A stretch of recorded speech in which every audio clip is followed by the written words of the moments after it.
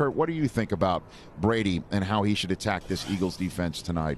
Well, it's so interesting because we've talked about it for years. When you look at the Patriots, they're the best team at attacking inside the numbers. And we've talked about it with their 2 tight end sets of the past, Gronk, and they use their running backs. But the interesting thing for me is I believe Tom Brady in this game is going to attack them outside in. When you look at the Philadelphia Eagles, the best part of their defense is their front 7.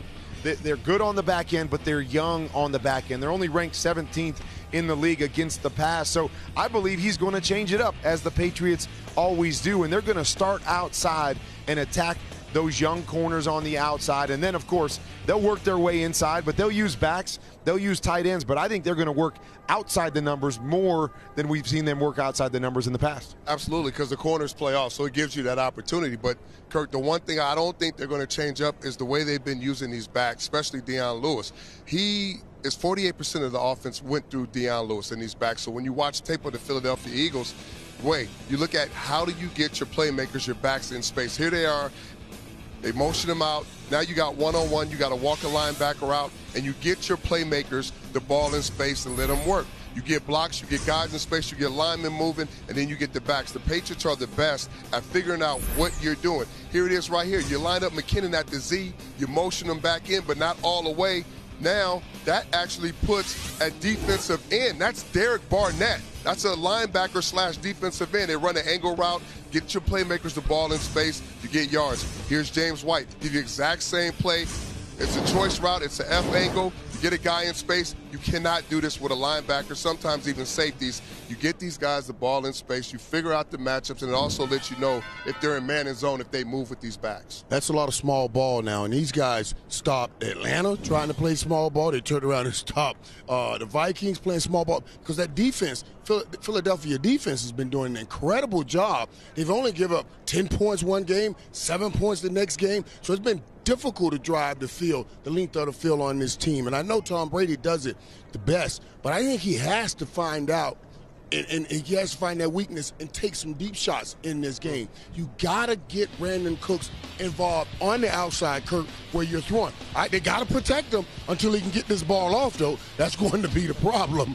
But you need Brandon Cooks, man. You need those big chunk plays.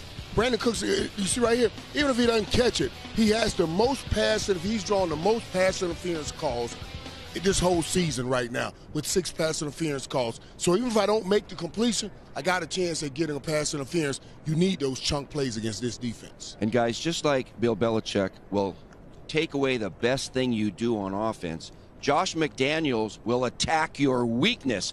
And the Eagles' weakness, fellas, is defending the middle of the field. They've given up 10 touchdowns already. That's the 3rd worst in the National Football League in defending the middle of the field. And guess who's coming back off concussion protocol? The big guy, Gronk. And he's dynamite on the inside over there. You'll see him here he's in the slot. They lose everybody in the slot. We got an empty set against Pittsburgh. We got quick throws on the outside. Tom says, heck with that. I want to go down the seam to Gronk. He's getting chased right there.